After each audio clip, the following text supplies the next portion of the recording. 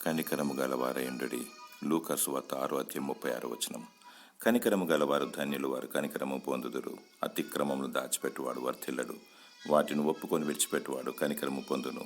న్యాయమును, కనికరమును, విశ్వాసమును విడిచిపెట్టిదిరి. కాబట్టి మీ తండ్రి కనికరము గలవాడయున్నట్టు మీరును కనికరము గలవారయుండుడి. ఆయనకు భయపడి వారి మీద ఆయన కనికరము తరతరం నుండును. నిత్య జీవార్థమైన మన ప్రభువగు యేసుక్రీస్తు కనికరము కొరకు కనిపెట్టుచు దేవుని ప్రేమలో నిల్చున్నట్లు కాచుకొనియుండుడి.